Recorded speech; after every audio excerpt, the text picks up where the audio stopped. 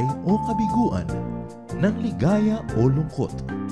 Kaya marapat lamang na tanggapin si Jesus bilang tagapagligtas at Panginoon. At matapos yun ay panariwain ang katapatan at paglapit sa Kanya bawat araw o day by day.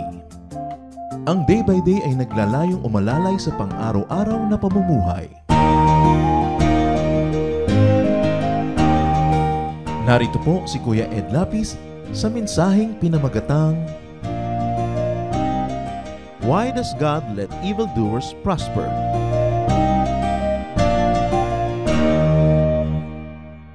Naging tanong nyo na ba yan? Bakit yung mga kaeskwela kong nandaya sa test, sila yung naging honor? Bakit yung mga kilala ko na mga corrupt, sila itong umuunlad? How come many evildoers prosper? How come innocent and helpless people are allowed to suffer? Questions. Is God really just? Ito po mga tanong na ito, kung itinatanong nyo, ay hindi na bago. Sabi nga ni Solomon, there is nothing new under the sun. What is, was, and will be again. Itinanong na ito, matagal na, around 600 BC, Habakkuk, one of these very interesting prophets, engages God in a question-answer forum. At ito ay naitanong na niya, at siyempre gusto nating malaman ang sagot ng Diyos. Ang ating pag-aaral ngayon, sa isang mini-series, sa one of the minor prophets, Habakkuk minor dahil short ang kanilang mga sinulat. Ang tanong, why does God let evildoers prosper? Heavenly Father, we pray for a message that comes from your heart. A message that will not only inform us, but will liberate us from fears, from worries, from doubts. A message, O God, that will reflect your glory and will lift us up unto greater godliness. We commit this whole study to you, God. May you be our speaker. Use your servant as a footstool. We like to lift you up, and we like to learn from you. We reject all lies coming from the evil one. We want your liberating truth, O Holy Spirit. Lead us. Deal with us. In Jesus' mighty name. So around 600 BC, Habakkuk engages God in this very important question and answer issue. At marami sa mga tanong, let's take a look at Habakkuk's questions. Habakkuk 1, verses 1 to 4. The oracle that Habakkuk the prophet received. How long, O Lord, must I call for help? But you do not listen. Or cry out to you, violence, but you do not save. Why do you make me look at injustice? Why do you tolerate wrong? Destruction and violence are before me. There is strife and conflict abounds. Therefore the law is paralyzed and justice never prevails. The wicked hem in the righteous so that justice is perverted. Interesting questions. Kuminsan tanong din natin sa buhay natin yan. Ang mga tanong ni Habakkuk, how long must I beg for your help before you listen? How long before you save us from violence? Parang mga prayer ng Pilipinas yata ito, ano? How long and why do you make me watch such terrible injustice? Why do you allow the spread of violence, lawlessness, crime, and cruelty? Sabi niya, laws are useless. Justice is the loser. Criminals are the winners. You know, at this point in history, the Jews have become so cruel to each other, especially the rich to the poor. Parang Pilipinas. No? Yung ang yayaman na very insensitive to the plight of the poor. Iniistro ng mayayaman ang dugo ng mahihirap. No? At anong nangyayari? Sobrang pang-aapi sa kapwa Israelite, sa kanilang mga kababayan. Sa hindi ito maintindihan ng prophet na si Habakkuk. Sabi, Lord, di ba Diyos kayo? Di ba mabait kayo? Ba't ito pinapayagan? Diyos naman kayo, bakit hindi kayo bumaba from heaven at pigilan nyo itong mga kasamaan na ito? I-correct nyo ito. Bakit? Then, interestingly, the Lord answers. What is the Lord's answer? Habakkuk 1, 5 to 11. Ang ganda ng kanilang question and answer forum. Look at the nations and watch and be utterly amazed. For I am going to do something in your days that you would not believe, even if you were told. I am raising up the Babylonians, that ruthless and impetuous people, who sweep across the whole earth, to seize dwelling places not their own. They are feared and dreaded people. They are a law to themselves and promote their own honor. Their horses are swifter than leopards, fiercer than wolves at dusk. Their cavalry gallops headlong. Their horsemen come from afar. They fly like a vulture swooping to devour. They all come bent on violence. Their hordes advance like a desert wind and gather prisoners like sand. They deride kings and scoff at rulers. They laugh at all fortified cities. They build earthen ramps and capture them. Then they sweep past like the wind and go on. Guilty men whose own strength is their God. Powerful words about a very powerful army, the most dreaded in their times, the Babylonians. Ito yung mga ninuno ni Saddam Hussein. No? Dahil ang Babylon is now in Iraq, in what is the modern-day Iraq. Ang kanilang hari na si Nebuchadnezzar, kinonquer niya ang known world. Not once, more than once. So anong sagot ng Diyos? Ang tanong, Lord, bakit naman pinapabayaan niyo ang dami-daming injustice, ang daming masama dito sa aming bayan? Hindi man lamang na i-correct na ang dami-daming nag-e-enjoy ng mga bunga ng kanilang mga kasamaan. Ang sagot ni Lord, sabi niya, I am raising up the Babylonians. I am allowing the Babylonians to be powerful, to be organized, and they will destroy Judah. The Babylonians will destroy your nation. That's what God said. They will destroy Judah as judgment, as answer to your questions and complaints. You know, the Babylonians were organized, efficient, destructive, powerful, fierce, cruel, and fearsome. So the Jews would be given a dose of their own medicine, only infinitely more terrible. Ang complaint kasi ng prophet, ang daming masama, anong gagawin mo sa kanila? Sabi ni Lord, papadalan ko kayo ng mas masama. At nang maranasan ninyo ang ginagawa niyo sa isa't isa, at nang maranasan niyo ang hapdi ng maapi, so ang mga api, mararasan naman nilang maapi. Maranasan niyo ang hapdi ng maagawan, so kayo naman buong bayan, maaagawan. Isang nakakatakot, kagimbal-gimbal na pangitain. Isipin ninyo, the mightiest force will come. What are the truth and lessons so far that can be learned from this discourse? First of all, do not ask God for justice. You might get it. Reklamo ang prophet. Wala akong justice, walang justice. Ang mga masasama hindi na paparusahan. May gusto mong justice, heto. Ang buong nation paparusahan. Kasi actually, hindi lang naman yung mayaman at makapangyarihan ang may kasalanan. Marami rin naman kasalanan yung mahirap. Pare-pareho lang nagnanakaw. Malaki lang ay nananakaw ng mayaman. Maliit yun sa mahirap. Pero pare-pareho. Yung mahirap, inaapi din niya yung mas mahirap sa kanya. No? Ganon. Wala naman na mabuti na class at masama na social class eh. I was talking with one of the leading social realist painters of our country. Nadinig ko siya noon na nagsasalita nung estudyante pa ako sa UP. Siya naman nasa entablado, artist, nagsasalita. Sabi niya, I realized something. Kasi alam mo yung mga social realist, lahat ng mga art nila, masama yung mayaman, mabuti yung mahirap, no? Masama yung army, mabuti yung mga komunista, parang laging ganun. So, sa niya meron ako na-realize kasi nagkaroon ako ng spiritual experience. At na-realize ko na ang kasamaan is not a class issue. It's not a Marxist issue. Na merong masamang mayaman at may masamang mahirap. Na merong masamang militar at merong masamang NPA. Na merong mabuting NPA at may mabuting militar. Na merong mabuting landlord at may mabuting tenant. May masamang landlord, masamang tenant. Sabi niya, morality is personal. It is not a class issue. Kaya binabantayan ngayon ng maraming tao yung mga painting niya kung paano lalabas yung katotohanan na yon. Sino na nga ba ang kontrabida ng buhay?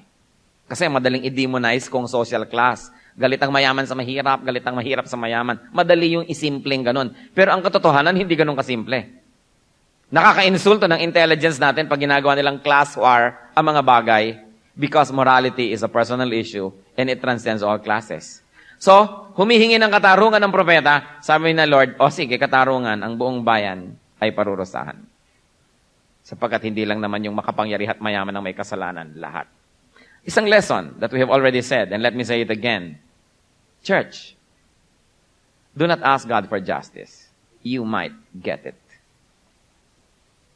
Marami sa atin nagrereklamo, Lord, justice, justice, naapi po ako.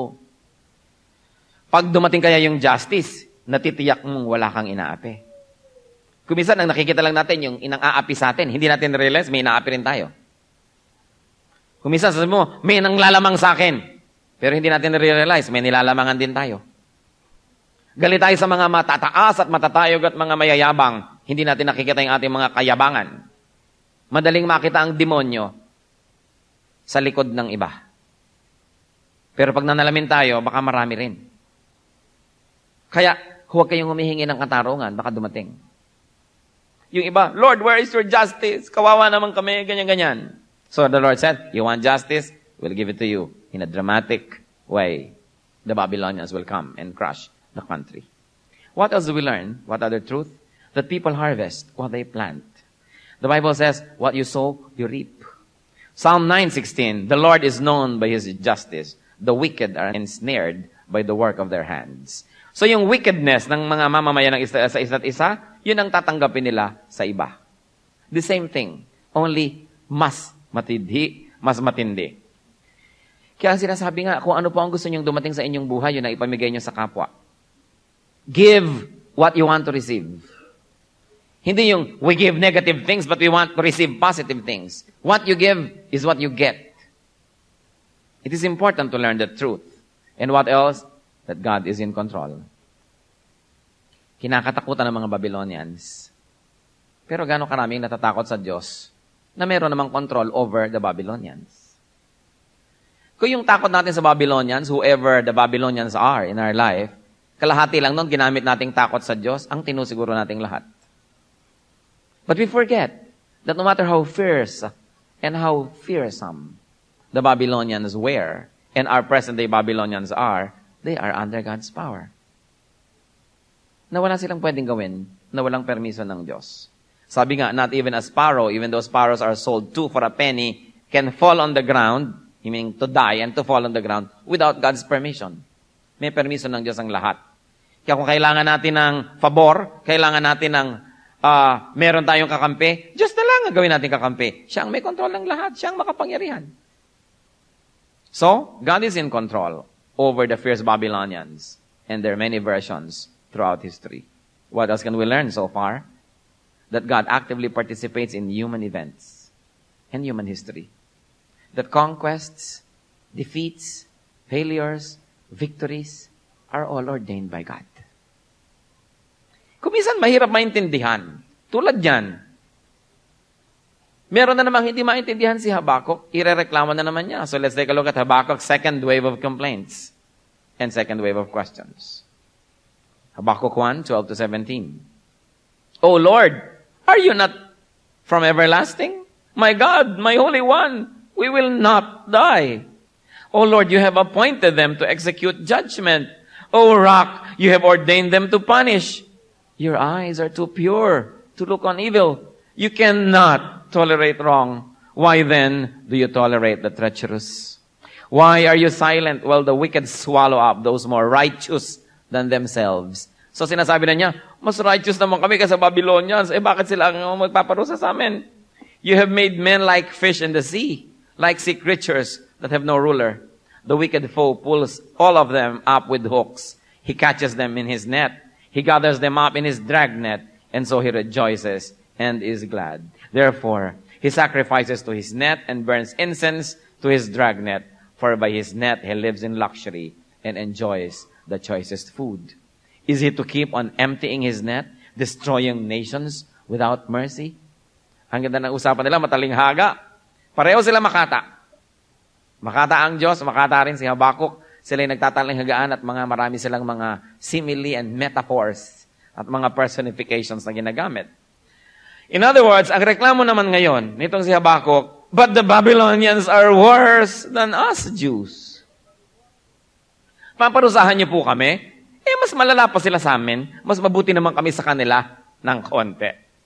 So, dapat sanang sinabi niya, not that they were more righteous, but he should have said that they were less evil. Kasi magkaiba naman yun. Sabi niya, but we are more righteous. Why are you doing this? How can you stand them, O God? Are you not holy? How can you afford even to look at them and what they do? How can you allow them to do what they do? How can you use them to punish us? And then he goes on another complaint. Sabi niya, the people you put on earth are helpless. Ang mga tao, para mga isda, walang leader, walang gobyerno, walang army, walang protector. Kung sino na lang mamingwit, nabibingwit yung isda. Kung sino maghagis ng lambat, nakukuhang maraming isda. At kung sino ang maraming mga traps, nakukuha yung mga isda, kinakain nila, they're enjoying. Anong tingin nyo dito? Sabi niya, evil men use and abuse them. How can you countenance such things? Their strength is their God. They offer incense to their nets and to their drag nets. Ibig sabihin talagang Diyos nila yung strength, yung power. Will you let those evil men continue their wicked deeds? That was the question. So the Lord gives a second answer. Sarap naman nila no, nakikipag-usap. Sumasagot naman talaga Diyos. Habakkuk 2, 1-3. I will stand at my watch and station myself on the ramparts. I will look to see what He will say to me and what answer I am to give to this complaint. Sabi ni Lord, siya ay nagkikipag-usap sa kanyang sarili. Then the Lord replied, write down the revelation and make it plain on tablets so that a herald may run with it. For the revelation awaits an appointed time. It speaks of the end and will not prove false. Though it linger, wait for it. It will certainly come and it will not delay. So, sabi ni Lord, I will answer you in the form of a vision. Sasagutin kita. Write it, but you should write my answer because it will happen. And when it does happen, people will look backward to it and say, sinabi na ni Lord yan noon, walang bago. Alam na niya noon pa. Sabi niya, trust what I say. It may take a long time before what I say now will happen, but wait, because it will definitely happen. And this is what will happen. Habakkuk 2, 4-17. See, he is puffed up. Now referring to Babylon. His desires are not upright, but the righteous will live by his faith. Indeed, wine betrays him. He is arrogant and never at rest, because he is as greedy as the grave, and like death is never satisfied. He gathers to himself all the nations and takes captive all the peoples. Will not all of them taunt him with ridicule and scorn, saying, woe to him who piles up stolen goods and makes himself wealthy by extortion. How long must this go on? Will not your debtors suddenly arise? Will they not wake up and make you tremble? Then you will become their victim, because you have plundered many nations. The peoples who are left will plunder you. For you have shed man's blood. You have destroyed lands and cities and everyone in them. Woe to him who builds his realm by unjust gain, to set his nest on high, to escape the clutches of ruin. You have plotted the ruin of many peoples, shaming your own house and forfeiting your life. The stones of the wall will cry out, and the beams of the woodwork will echo it. Woe to him who builds a city with bloodshed and establishes a town by crime. Has not the Lord Almighty determined that the people's labor is only fuel for the fire, that the nations exhaust themselves for nothing? For the earth will be filled with the knowledge of the glory of the Lord, as the waters cover the sea. Woe to him who gives drink to his neighbors, pouring it from the wineskin till they are drunk, so that he can gaze on their naked bodies. You will be filled with shame instead of glory. Now it is your turn. Drink and be exposed. The cup from the Lord's right hand is coming around to you, and disgrace will recover your glory. The violence you have done to Lebanon will overwhelm you, and your destruction of animals will terrify you. For you have shed man's blood. You have destroyed lands and cities, and everyone in them. Fearful forecasts. Sinabi, hindi bale. Huwag kang maglala. Ito naman ang mangyayari sa Babylon. Sila man, daratnan ng ganyang mga masasaklap na bagay. Pero ang sinabi niya, very clearly, una sabi niya, write what I will tell you. I will answer you in visions. And two, this is a very important verse na biglaan na lang isiningit doon. Ganyan talaga yung Bible because of its orality. So niya, I accept only those who live by faith. Mahiwagang mga salita. I accept only those who live by faith. It echoes Romans 1:17, which will be said much, much later. 600 or 700 years later. For in the gospel, a righteousness from God is revealed. A righteousness that is by faith from first to last. Just as it is written, the righteous will live by faith. So it can have many references, and one possibility is, the Lord is saying to Habakkuk, you are not righteous. Your people are not righteous. If only they depend on their deeds, their ceremonies, their religion. Because true righteousness is by faith, by believing in God. When you believe in God, it is counted as righteousness. You are made righteous by faith. Faith in God, Faith in God's Word, faith in God's wisdom, faith in God's justice. Dapat may faith. Sabi na niya, ang tatanggapin ko lang yung merong faith. Dahil ang magkakaroon lang ng buhay na walang hanggan at tunay na buhay, yung merong faith. So faith ano yon? Faith sa Diyos. Faith sa salita ng Diyos. Faith sa karunungan ng Diyos at faith sa katarungan ng Diyos. Marami pang uri ng faith. But in this context, it's important. Kasi itong propeta mismo nagtatanong, just ba kayo? Nasaan ang justice nyo? Bakit ganyan ang gagawin nyo? Ay, mali yata. Bakit sila ang gagamitin yung tagapagparusa? Mas masama pa sila kaysa sa amin. Kailangan faith. Unconditional faith. Faith that says, Lord, I think you are wrong, but I know you are right. Every indication tells me you're wrong, that I am right, but I know in my heart that you cannot be wrong. So I will have faith in you. I will believe in you. What I see may not agree with what I believe I should see. What I hear may be not what I think I should be hearing, but I will believe in you because I know you cannot be wrong. I have faith in you. At sabi ni Lord, ang tatanggapin ko lang, ang magkakaroon lang ng buhay, those who have faith. The just will live by faith. And then he goes on to say, I reject these people, these Babylonians that you are harping against. Ayaw ko rin sa kanila. And what did the Lord have against these people? Pag nire-review natin, I challenge you. Do not think in terms of Babylon as long ago and far away. Think of Babylon as here and now. As in, think of Babylon as ourselves. Kasi baka nandun yung Babylonianism sa ating sariling puso. Alam niyo yung Bible, meron niyang reality. Ito yung totoong istorya. Pero yung mga totoo na yun, may symbolism pa rin. Symbol ng mga universal truth. Kaya ang hinahanap natin, hindi na yung Babylon ng mga ninuno ni Saddam Hussein. Yung Babylon ngayon sa ating puso. Dapat nating hinahanap yon. And why did God say that He would reject these Babylonians? Because they were arrogant. They were greedy. They were thieves. They were dishonest. They were cheaters. They were making all kinds of dishonest gain. They were schemers. They were murderers. And there are those who were enriching themselves at other people's expense. They were criminals. They were violent. There were those that took advantage of others. Nilalasing ang mga tao para mahubaran nila paglasing na. Anong moral lesson? Huwag kayong magpapakalasing. Huwag kayong maglalasing.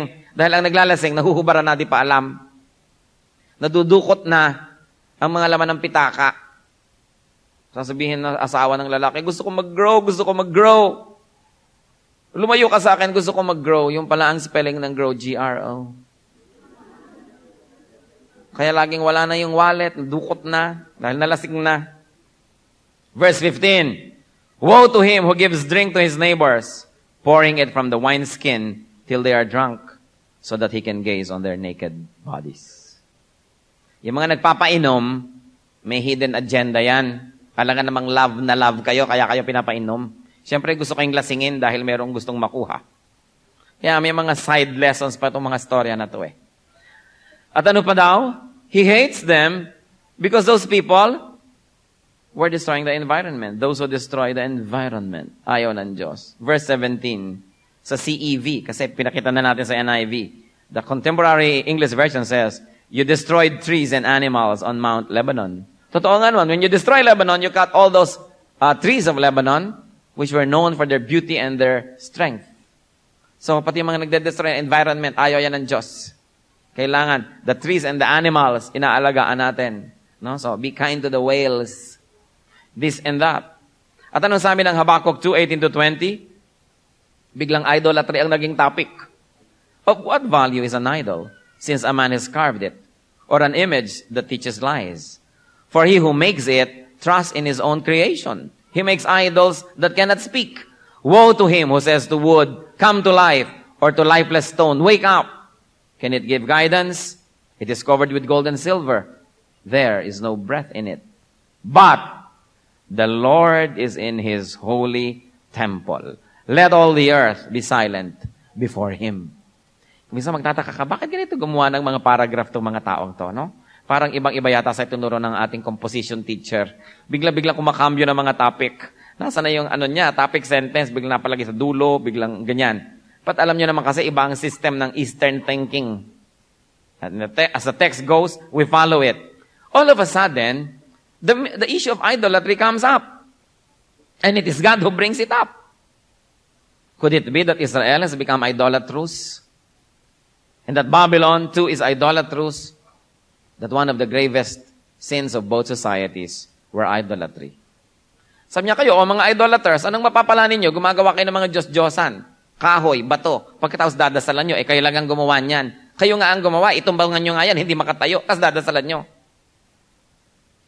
Pagka nga umuulan, hindi niya ma-protect ang sarili niya, papayungan nyo pa yan. Tapos dadasalan nyo. Mas malakas pa kayo kaysa dyan, kayo lang ang gumawa. Ito sinasabi ng Panginoon. Tapos bigla niyang tinapos sa isang sentence na very intriguing. But the Lord is in His holy temple. Let all the earth be silent before Him.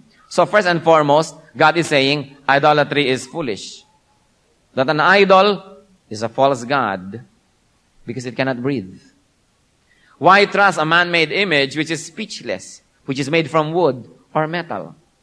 At sabi pa niya, pity anyone who believes in an idol. Kawawa naman siya. Dahil sinasamba niya o pinaniniwalaan niya o dinadasalan niya ang gawa lang ng tao. Di yung taong gumawa nun, mas dapat mo pang dasalan kasi nga nakagawa siya nun, di mas powerful siya kaysa sa ginawa niya. Pero sasabihin mo, tao lang yan, ba't ko siya dadasalan? Ba't naman yung kahoy at yung batong ginawa niya, dinadasalan mo? Di ba? Logic. Tapos ang sabi, but God is in His holy temple. The Lord is present in His holy temple. Ibig sabihin, gusto mo palang mag-worship. Lagi namang nasa temple niya ang Diyos, di doon ka mag-worship. Gusto mo palang magdasal, di Diyos ang dasalan mo. Gusto mo palang magdasal, doon ka sa temple ni Lord. And He has transferred His temple to the hearts of men. Ibig sabihin, hindi mo na kailangan pumunta sa malayo o sa malapit. Andyan na, kasama mo na lagi yung temple. Which is much, much nicer. Because God is just a prayer away. That the temple is just very near. At sabi, the Lord is present in His holy temple. Let all the world be silent. It's very related to the questions and complaints of Habakkuk. Sabi ni Lord, let the world be silent.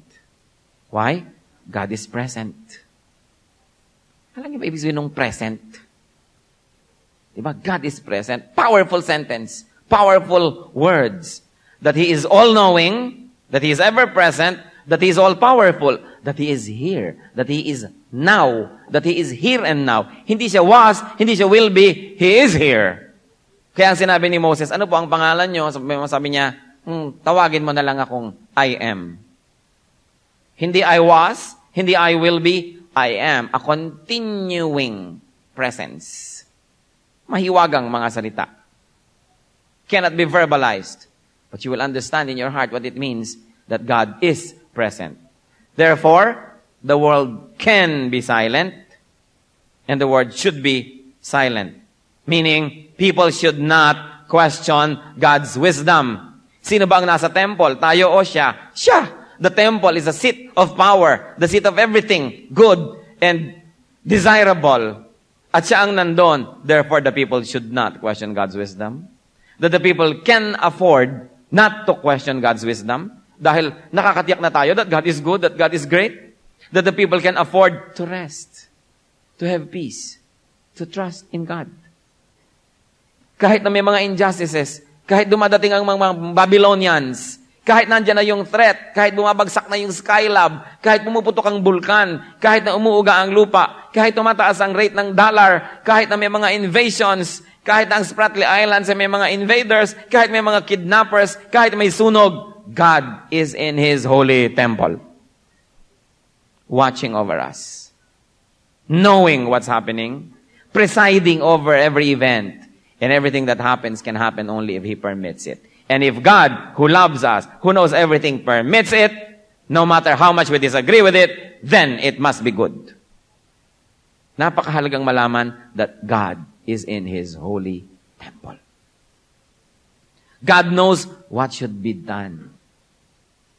God knows, and God is doing it. So ang mahalaga, just have peace. Kaya sabi, let the whole world be silent. Parang, Lord, ayan na yung mga Babylonians. Lord, may sakit ako. Lord, wala akong pera. Lord, ang gulo-gulo ng buhay. Oo nga, alam ko. Bago mo pa nga nalaman, alam ko na yan eh. Ba't relax na relax kayo? Ako natetensyon. Diba? Relax nga ako kasi alam ko eh. Kaya nga ipinapaalam ko rin sa'yo, I am in my holy temple. So why don't you just be silent? Let me take care of it. Akong bahala sa'yo. Ang ganda ng word na bahala because it comes from bathala. Akong bahala. Akala nung iba yung bahala kay sera-sera, careless. Bad habits of the Filipino. Bahala na system. Sino bang sumulat ng librong yan? Dapat barilin sa luneta. Paano naging bad habit yung bahala na system? Yun ay empowerment. Aalis ka sa bahay, sasabihin mo sa katulong, Luding, ikaw nang bahala dito. Pag sinabi mo sa mga tao, ako ang bahala sa inyo, ibig sabihin, I'll take care of you. Because the word bahala comes from bathala, which is caring, nurturing, managing, loving. A very beautiful tradition of this bahala. Tapos, sinasabi sa atin ng mga foreign written books, bad habit. So, napaka-importante na makita natin na ang Diyos ang bahala sa atin. Kaya pwede tayong maging silent. Kaya pwede tayong manahimik. God knows all the evil done under the sun. At sabi niya, yung Babylon, huwag kayong mag-worry. The Babylonians will have their turn. As we have read, and I'll simplify, sabi ni Lord, they will be mocked. They will receive cruelty also. They will be doomed. They will be shamed and disgraced. Their loot will testify against them. Then, after God has done His thing, sabi niya, God will fill the earth with people who honor the Lord. Yan ang mangyayari. Pero ang tagal naman natatagalan ka lang kasi ang lifetime mo lang kasi 70 o 80 o 90 years eh. Ako ang lifetime ko forever, kaya maiksi lang yan. Kaya ba di ba sinasabi, to a Lord, 1 year is 1,000 years. 1 day is 1,000 days.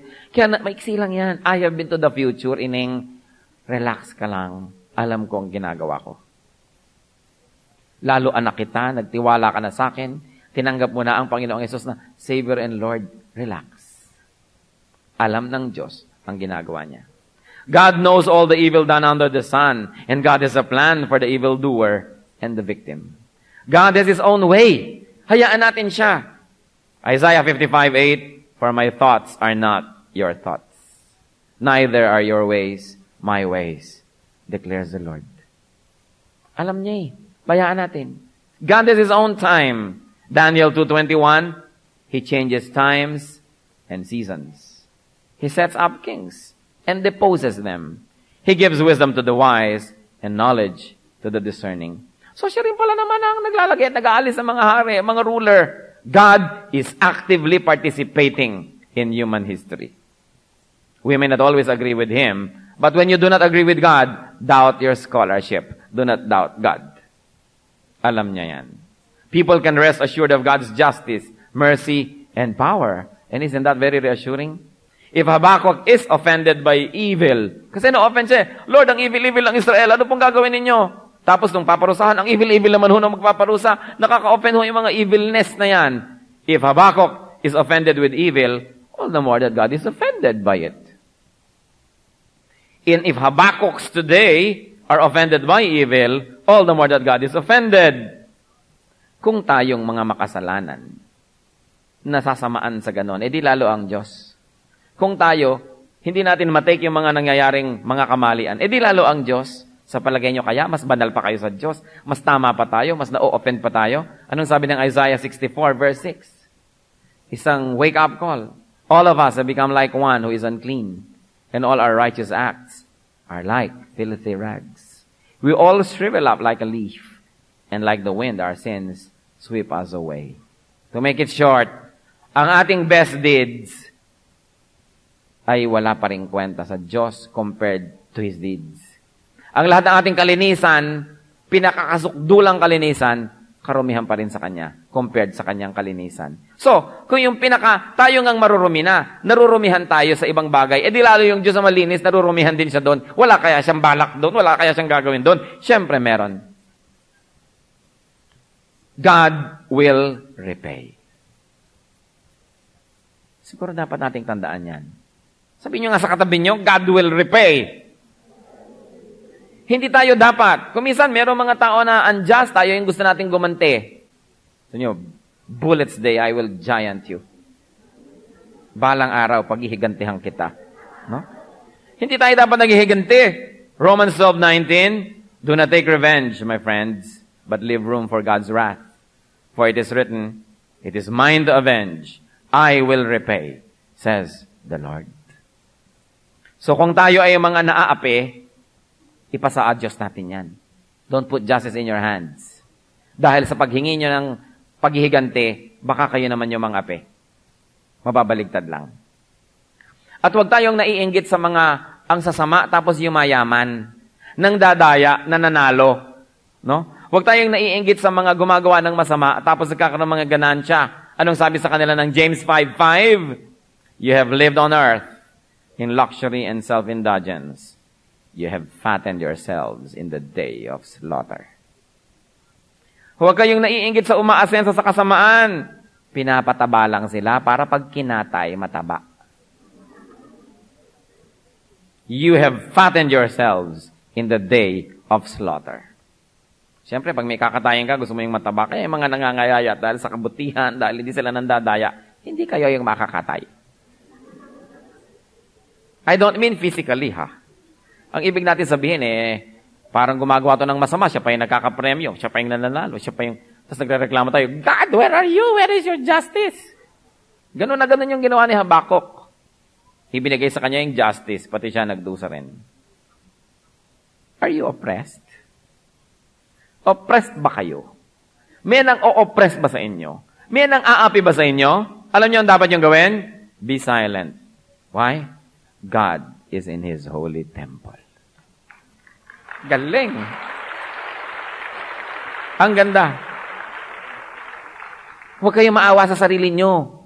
Kasi alam nyo, mas mahal kayo ng Diyos kaysa mahal nyo ang sarili nyo. Therefore, kung naaawa kayo sa inyong sarili ng 10, naaawa siya ng 1,000, hahanguin niya kayo. It's only a matter of time. So, kung nakamatayan ko, di mabuti. Nung nagpunta ka na sa heaven, ano problema mo? To die is gain. To live is Christ. Kesa naman sa habang nabubuhay ka, humabol ka pa, gumawa ka pa ng masama. Binawasan mo pa yung mga regalo mo at punto sa heaven. Hayaan mo, kung nakamatay mong naaapi ka, sandali lang naman ang buhay. Napakatanda mo na kung 150 years old, buhay ka pa. But what about 150 zillion years of the presence of the Lord? Think in terms of this. Our sorrows, our miseries, are only tiny dots in an otherwise long, happy, and ending eternal line. Huwag kayong magdramang bukid, laging naaawa sa sarili. No? At huwag yung ginagantihan ng masasama. Sapagkat ang problema, pag tumabla kayo, pareho na lang kayo. Kaya nga tabla eh. Di ba tabla kayo? Di pareho lang kayo. Huwag kayong tatabla. Hayaan nyo silang mang-api. Huwag nyo silang gagawa ng masama. Do not return evil for evil. Because by then, you would have become evil yourself. Then you would disqualify yourself from God's graces and God's protection. So are you oppressed? Be silent. God is in His holy temple. Are you oppressive? Beware. Why? Because God is in His holy temple. Parehong sentence, magkaiba meaning yan. Pag kayo yung api, He who is in His holy temple will become your protector. Pero kung kayo nang aapi, He who is in His holy temple will become your judge. The same heat that melts the wax hardens the clay. The same God who is merciful can also be just. Yung Diyos na kumukupkop ay maaaring Diyos na magpadala ng mga dilubyo. Ngayon, you are either naaapi o nang-aapi or the audience tulad ni Habakuk. Nakikita niya ang lahat. Are you an audience? Are you a witness to the seeming triumph of evil? Be silent because God is in His holy temple. Huwag niyong criticize ang Diyos. Alam niya ang ginagawa niya. God is just.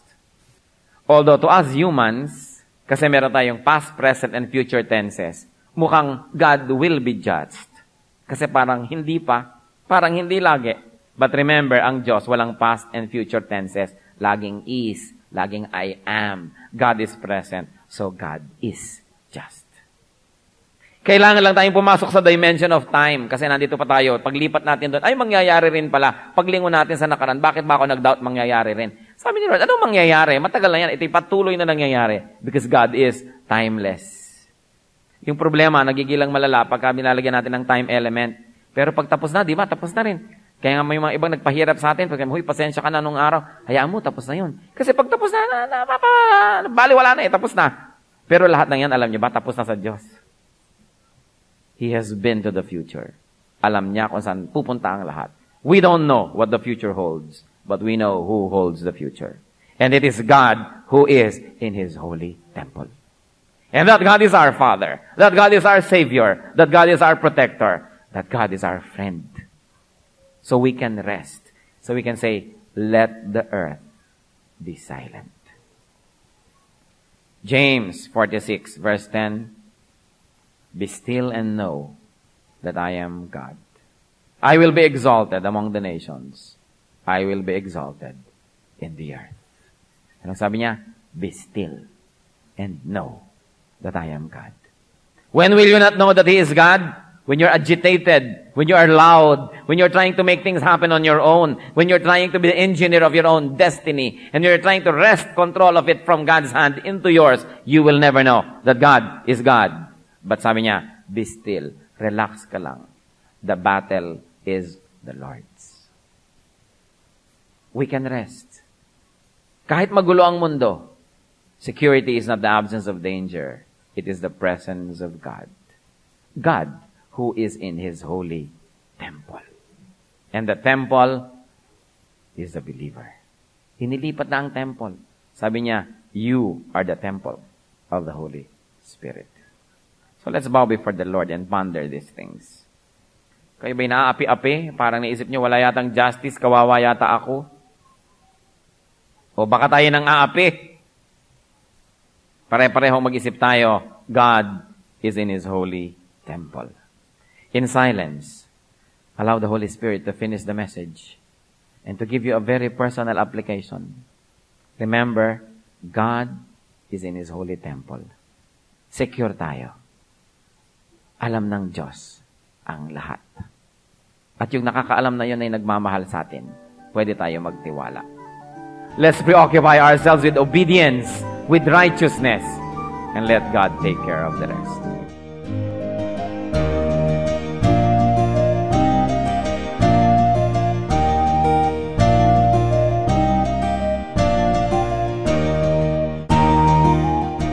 Ang katatapos pong mensahe ni Kuya Ed Lapis ay pinamagatang, Why does God let evildoers prosper?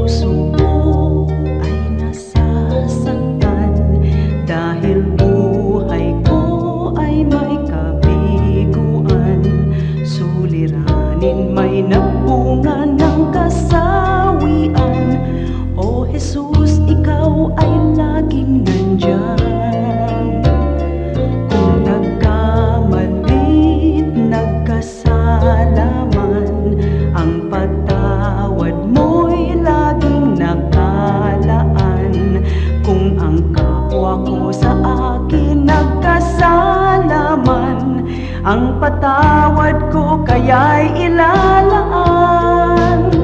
Ang kabaitan mo ay dapat kong tularan sa buhay ko. Ang kabaitan ko, biyaya ng Espiritu, kabaitan ko.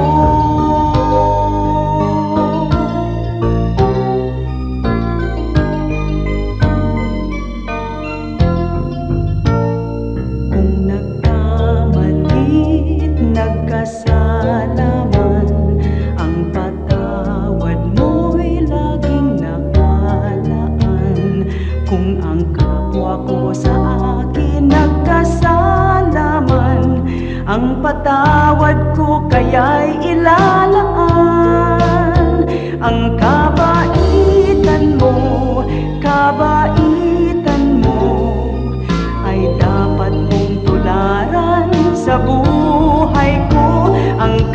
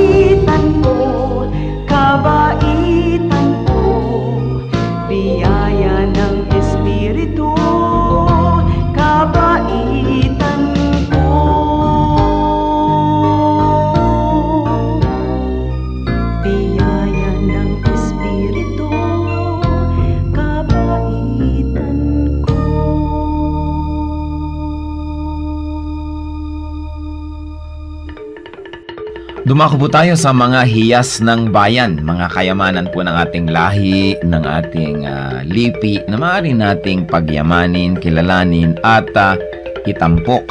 At ito po ay atin ding ipamana sa mga darating pang henerasyon.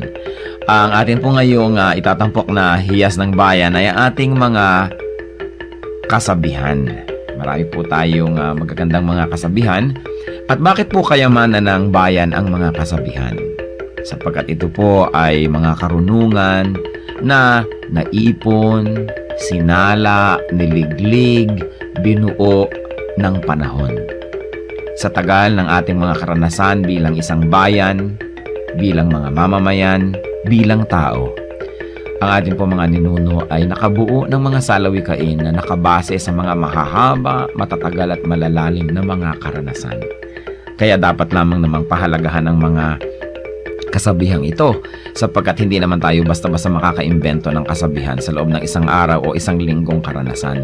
Kailangan po ang mahabang pag-oobserba sa buhay, pagdidili-dili at pagkatapos po ay pagbubukas ng isip. Ang atin pong kasabihan na itatampok sa araw na ito ay galing sa Katagalugan. Ang kahoy na likot baluktot, hutukin hanggang malambot. Kung lumaki at tumayog, mahirap na ang paghutok. Talaga nga naman po, tamang-tama. At ito po ay galing sa UP Cultural Dictionary for Filipinos ni Thelma B. Quintanar at mga kasama. Uulitin ko po ang kasabihang ito. Ang kahoy na likot baluktot, hutukin hanggang malambot. Kung lumaki at tumayog, mahirap na ang paghutok. At siyempre, ito po ay hindi naman talaga tungkol sa mga kahoy ang pinag-uusapan. Bagamat napakaganda po nung nakikita natin dito na imagery. Yung kahoy nga naman na puno habang maliit pa lang at malambot pa ang mga sanga at malambot pa ang katawan at medyo likuyan o baluktot o kung saan-saan pumupunta kayang-kaya pa nating hutukin, lagyan ng suhay at iurong dito o kaya ay patigasin sa ganong patungong direksyon. Subalit kung yan ay malaking-malaki na at punong-puno na, hindi na natin yan pwedeng maiba dahil matigas na at mataas na, baka hindi pa natin maabot. At ito po naman siyempre yung metaphor na ito ay may kinalaman sa pagpapalaki ng mga bata, sa paghubog ng kaisipan, sa paghubog ng mga paniniwala at mga pagpapahalaga. Napakahalaga ang pagtuturo sa bata ng mga konsepto ng tama at mali, ng maganda at ng mga hindi maganda, habang ang tao ay bata pa, habang ang kanyang isip ay mura pa, at habang siya ay masunurin pa, habang siya ay dependent pa at umaasa pa sa kanyang mga magulang o sa mga matatanda, habang siya ay teachable and impressionable, ay kailangan na dumating tayo sa talagang masusi at seryosong pagtuturo. Napakahalaga na turuan ng mga bata sa tamang panahon. Huwag po nating ipaurong-urong ang pagtuturo sa mga bata. Pag kami mga itinatanong, huwag natin sabihin, bata ka pa, hindi mo pa malalaman yan, saka na, pagtanda mo na. O kaya, ano ba, kabata-bata mo, ang dami mong tanong, malalaman mo rin yan pagtanda mo.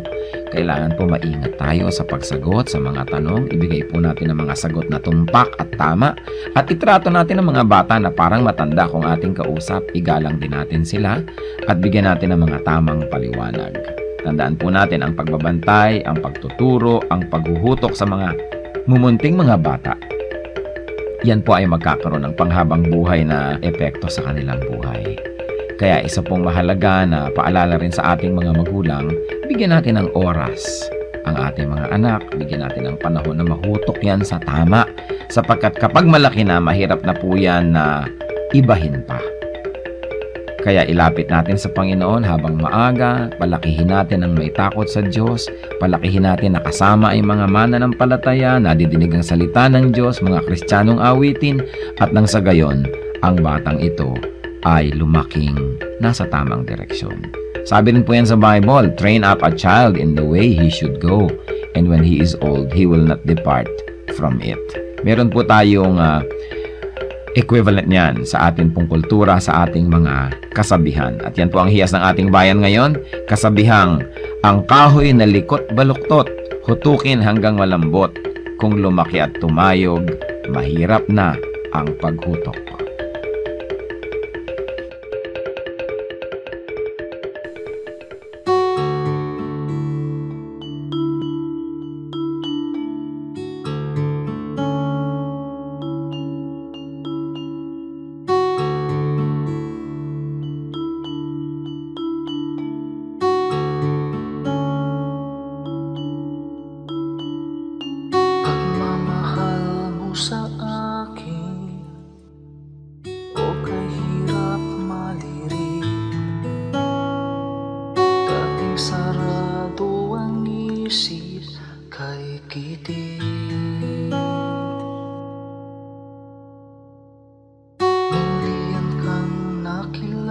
lang ang pananaw na wasto, nawa sa kapwa-tao nais mo. O Jesus, ang iyong pag-ibig ay hindi nagtatangi, puso ko ay nagpupuri, tingin pagluwalhati sa paglakbay sa aking buhay. Di na nga maliligaw, puso ko man maging isip, tigib lagi ng pag-ibig.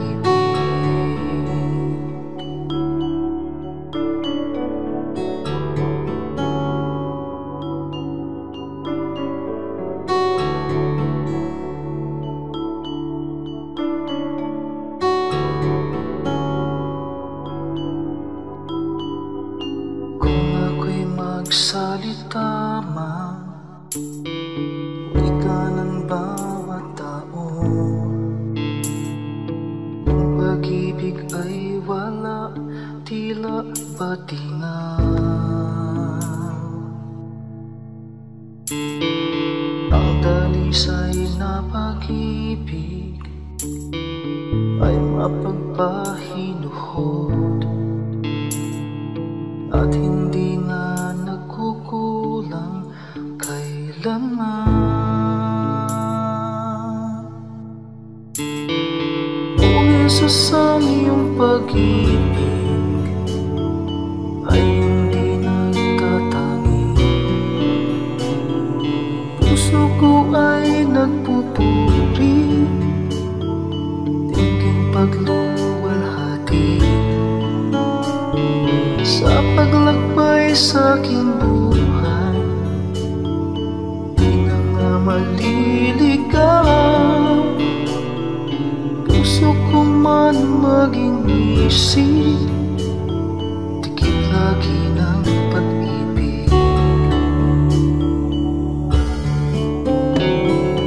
O Jesus, ang iyong pag-ibig ay hindi nagtatangi, puso ko ay nagpupuri, tingin pagluwalhati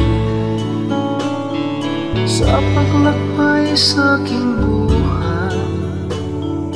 Di na nga maliligaw, puso ko man maging isip, tigib lagi ng pag-ibig.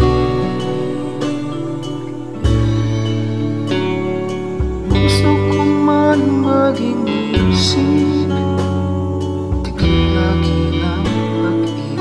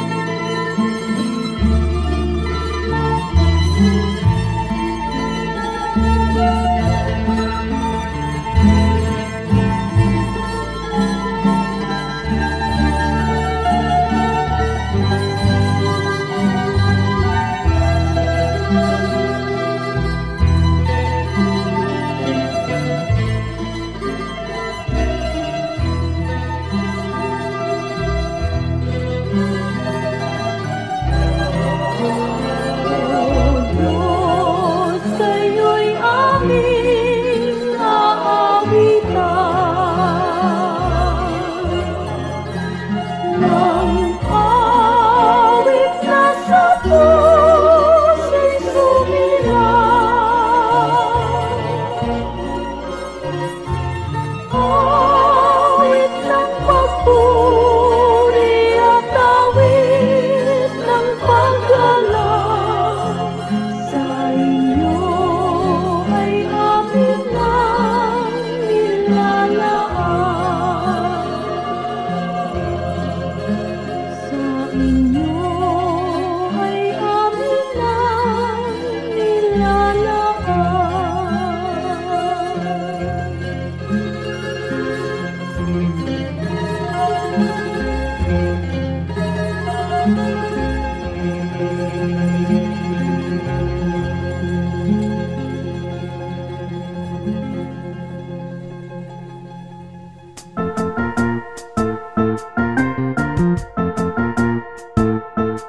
Oras na po para pansamantalang magpaalam ang programang Day by Day. Tayo po'y magsama-sama tuwing ika-6 hanggang ika-7 ng umaga, araw-araw. Magandang umaga po at mabuhay ang Panginoong Hesus!